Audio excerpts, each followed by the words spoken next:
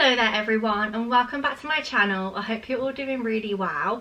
Today I'm bringing to you a book haul, which I was going to say is kind of an unexpected video because this is definitely not what I had planned for this week.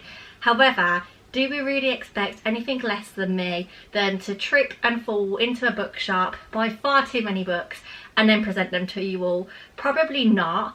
And that's exactly what happened. Last week myself and my best friend Jess went on a little staycation to Stratford-upon-Avon, and whilst we were there we went to the most amazing bookshop, which was a charity shop dedicated entirely to books, aka my idea of heaven. I will leave the name of the charity shop linked down below. I can't quite remember off the top of my head. If you are local to the area, then I highly recommend you checking out the shop. And yeah, I suppose without any further ado, we will get started because I think I've got about 12 or 13 books here to get through, so quite a few. But before we begin, please don't forget to give this video a like, comment and subscribe down below. And other than that, let's get started. So I'm not really going to go through these in any particular order. I'll just go for the first one that I pick up. I feel like it makes it a little bit more interesting, spices things up. Also, I'm aware I'm sitting quite far away from the camera. I do apologise about that, but in all honesty, I've had a really long day at work and my back is aching, so I just want to have a bit more of a chilled out vibe. So as I'm talking to you about the books, I will put the front covers up on a screenshot as well as back here, just so you can see them a little bit better. But the first book that I picked up was called Tangle's Game by Stuart Hoxton. This was actually the very last book that I found in the shop, and I actually found it after I'd made all of my purchases. So this was a last minute purchase, and the blurb says, "Nowhere to run, nowhere to hide. Yesterday Amanda Back's life was flawless, the perfect social credit score, the perfect job. Today Amanda is a target of an enemy system holding information dangerous enough to disrupt the world's all-consuming tech, a fugitive on the run." Now, to be honest, this isn't something that I would usually go for, but I do want to start reading more like inspirational books, motivational books, and also some more fiction books in regards to crime and other bits and pieces, just to switch it up a little bit. So that was kind of my reason for picking up books like this. This cost me £2, which is just incredible, and some of the prices that I tell you for each of these books as we go through, they're honestly jaw-dropping. I can't believe it. The next book that I picked up doesn't really need any introductions. It's The Diary of a Young Girl, Anne Frank. This is like the OG World War II Auschwitz book. I'm not entirely sure why. I've never read it, to be honest, because I'm very interested in reading books on that topic. I've read so many of them, but for whatever reason I've never actually owned this and I've never read it, and this was again only £2, so I'm really happy with it. Yeah, definitely one that I'm excited to give a read, and one I'm surprised that I've never actually picked up before, so I'm excited to give that a go. I'm going to stick for a second with books that are based on that topic, just because I know I have a few of them dotted around. Again, the next one I picked up doesn't need any introductions. It's The Boy in the Striped Pyjamas. I'm sure if you've never read the book, you've probably watched the movie, but I just thought I would pick up the book as well, especially because this one only cost me 50p.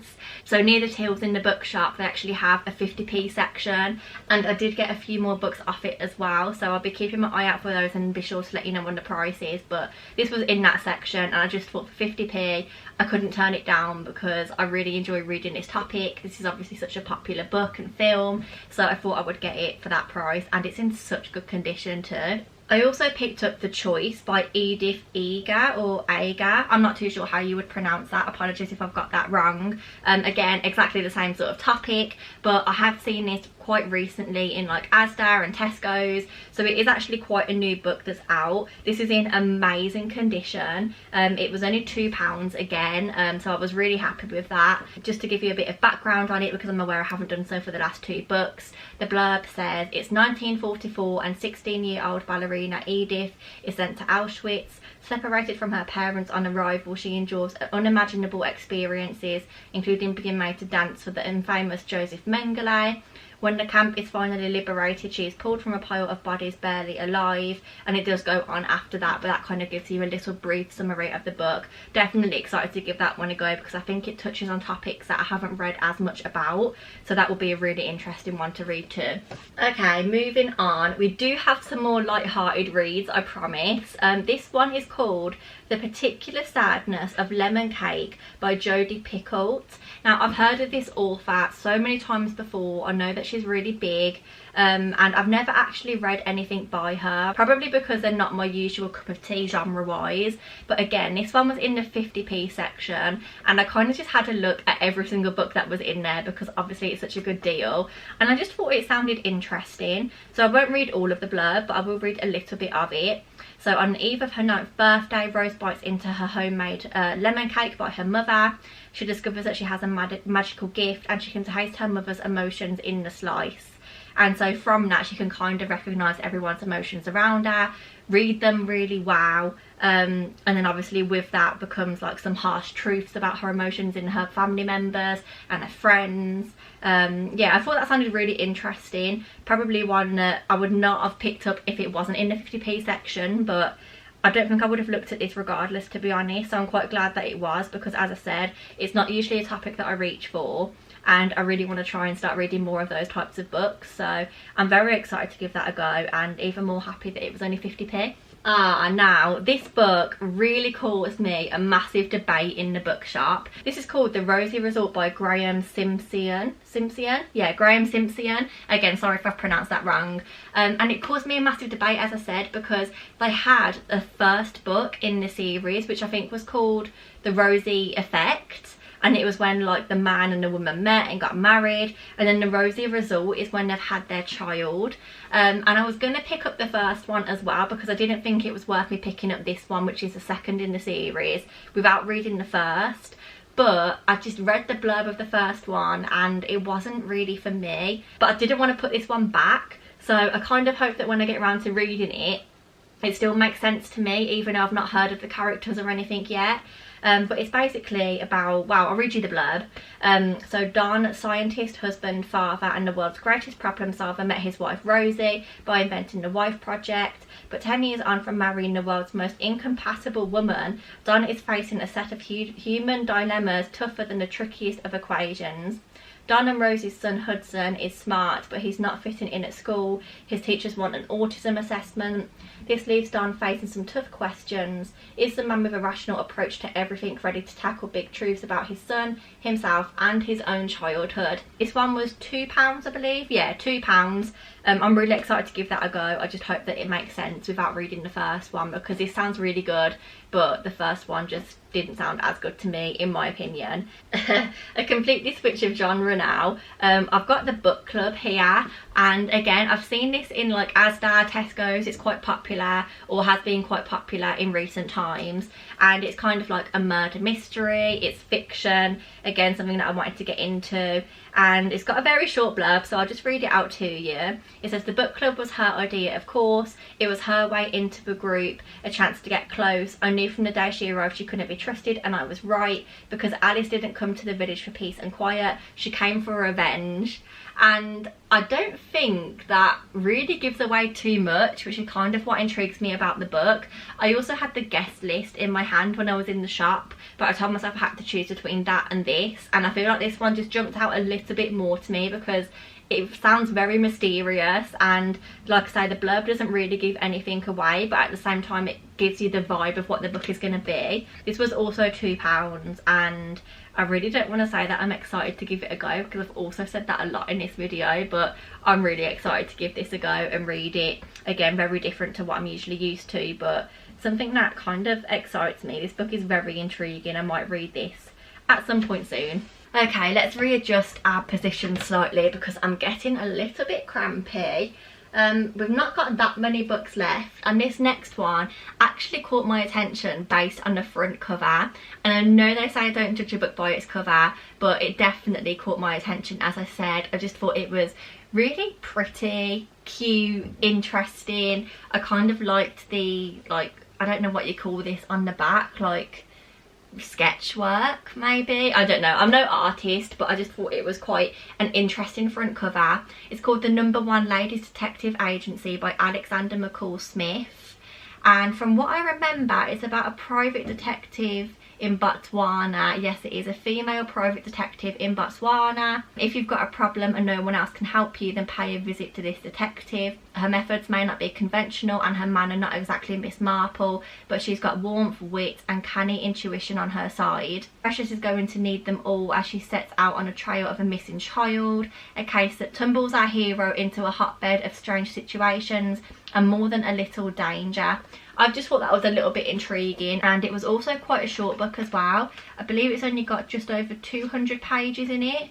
Yeah, 250 pages, and that takes you right up until the very back of the book, so it's definitely shorter than other things that I read. And I think sometimes you really just need a shorter book to A, help you get you out of a slump, and B, try and achieve like my reading challenge. If you were around at the start of the year, then I set myself a reading challenge of 10 books this year. It's currently June the 13th and I'm on my 10th book at the moment, so I'm doing really well. I have been held back a little bit because I read big books like A Little Life, which was a monster of a book. It was so huge, like 700 pages or something like that. Well worth it though. But sometimes I just think a smaller book will help me be a little bit more motivated to exceed my challenge, and just get more reading done. So I am quite happy that I picked this up, even more happy that it was 50p, and again it's something that's very different to anything else that is on my shelf, so definitely one that I'll probably be reaching for a little bit sooner rather than later. Okay, we only have 5 books left, and I'm going to try and speed this up a little bit because I feel like I've been talking for such a long time and I'm not sure how much of that is very exciting or relevant, to be honest. But one of these books I'm so excited about, and that is The War Doctor by David Knott. Now, I'm seeing this everywhere at the moment. I'm seeing it in Waterstones, Asda, all your mainstream bookshops, and I've had my eye on it. So I was so happy to see it in the charity shop. I'm not going to read you out the whole blurb, but I think the first sentence in this gives you a pretty good understanding of to what the book is about. So for more than 25 years, David Knott has taken unpaid leave from his job as a general and vascular surgeon within the NHS to volunteer in some of the world's most dangerous war zones. I think that's really interesting. I've read a lot of medical books about like people's stories, patients that they encounter within the NHS and working on the front line, things like that. If you check out my Goodreads, you'll be able to see everything that I've read on there, and so that's going to be really different to any of the other medical books that I've read, and I am really excited to start reading that. Honestly, I know I've said that about so many books here, but I am genuinely excited about all of them, and I really can't decide which one to read next. Comment down below, out of all of these, which book you think I should read first. Also let me know if you've read any of these and what your thoughts were, but with no spoilers if possible, because that would just break my heart. But yeah, comment down below what you think I should read next, because that would really help a gal out. But moving on, we have The Child That Books Built by Frances Spufford, and again it's a really short book, which I was quite happy about, and I don't think it's what I would usually pick up at all. In fact, I know it's not, but I was just a little bit intrigued by it, to be honest, and I think sometimes that's all you need to read a book and be happy with it. So let me read you a little bit about it. So what would you find if you went back and reread your favourite books from childhood? Frances Spufford discovers both delight and sadness in this beautifully written memoir of a boy who, faced with a tragedy in his family, retreats to books. And I feel like that really resonates with me, because there's honestly a book that you can read for every stage in your life. Books honestly have so much power, and I think that this one will be exploring the power of books. And so I'm really interested into reading about this. I'm not sure how popular it is, I've never heard of it before, but it caught my eye and I'm very intrigued by it. It's only 211 pages long, so maybe that's another one that I will put on my short book list. And I can pick that up when I'm wanting to read a slightly shorter story. Next up, we have a book which is so different to anything else I've ever read. It's something that I don't really know anything about, to be honest, and so I'm interested in learning more. This is called Where the Line is Drawn: Crossing Boundaries in Occupied Palestine. And obviously that kind of gives away a little bit as to what the book is about, but I will read you the blurb. So Raja Shehadeh, I think that's how you pronounce it, writes with a poised clarity about the intricacies of living as an honourable Palestinian. His humility and dignity shine on every page, whether he is discussing his lifelong literary literary friendship with an Israeli Jew, or trying to drive home at night with his wife from a classical musical concert along once familiar childhood roads that have become a maze of high-risk choices. This is the rarest of books, a powerful chronicle told with tenderness. Now, that sounds like something I would usually read, but in terms of Palestine, my knowledge is seriously lacking. So I don't really have anything to comment on it at the moment, but this is definitely something that I'm interested in reading. This was £2.50. I'm not sure if I've already mentioned that. And again, it's in absolutely immaculate condition apart from a little scuff on the front, but we can definitely see beyond that. And yeah, I'm excited to learn, I'm excited to read. I like immersing myself in these sorts of books, so this is definitely one that will be on my TBR list very soon. Okay, we have the final two. I feel like this is going to be such a long video. I do apologise. I'm not sure if anyone will even find this interesting up to this point, but I feel like it's just fun for me to discuss books with you guys because I don't really have that many friends other than Jess. But to be honest, Jess is my only friend that I do discuss books with because I don't really know that many people that read other than her. So it's quite fun to have a little sit down chat and just show you what I bought, to be honest, as if it was an item of clothing. The next one is called The Long Walk, the true story of a trek to freedom by Slavomir Rowicz, I believe. And again, this is one that I'm not too confident on knowledge wise, so I am definitely interested in learning more. Let me read you the blurb just because I feel like that can explain things a lot better than me. Slavomir was a young Polish cavalry officer. On 19th of November 1939, he was arrested by the Russians, and after brutal interrogation and a farce of a trial, he was sentenced to 25 years hard labour in the gulags. After a 3-month journey to Siberia in the depths of winter, he escaped with 6 companions, realising that to stay in the camp meant almost certain death. In June 1941, they crossed the Trans-Siberian Railway and headed south, climbing into Tibet, and finally freedom 9 months later in March 1942, after travelling on foot through some of the harshest regions in the world, including the Gobi Desert. This is one of the world's greatest true stories of adventure, survival and escape. And to me, I'm just so happy that I picked this book up. I'm not going to lie, the front cover isn't selling it to me, but that blurb sounds incredible, so I'm definitely excited to give this a read and again like extend my knowledge a little bit more than I already have, because this is something that I haven't covered too much, but I have like briefly gone over when I've read books about like World War II and things like that. So yeah, I'm excited to learn more and give that a go. And we finally have the last book. I can't believe how big of a haul this has been. I really didn't expect to speak for this long, but here we are. This is called The Boys Club by Erica Katz, and again I think this was a 50p one, was it? Yeah, it was £2 and then it was reduced to 50p. I don't think I would have picked it up if it wasn't 50p, but for that price you just can't really say no, can you? And it did sound quite interesting. So I'll just read you the blurb for one final time. So when Alex Vogel gets a new job working at a corporate Manhattan law firm, she thinks all her dreams have come true. The paychecks are huge, the work is exciting, and the drinks are flowing every Friday night. But underneath the glossy veneer of the company, dark secrets are lurking. Her colleagues disappear into the bathroom for hits of cocaine. The partners sleep under their desks, if they sleep at all, and the firm's biggest client sexually harasses a string of women, none of whom will speak up. Alex soon realises that in order to fit in, she needs to become one of the boys and turn a blind eye to what's going on. She needs to join in. But as her life begins to spiral out of control, Alex realises that the boys club is a dangerous place to be.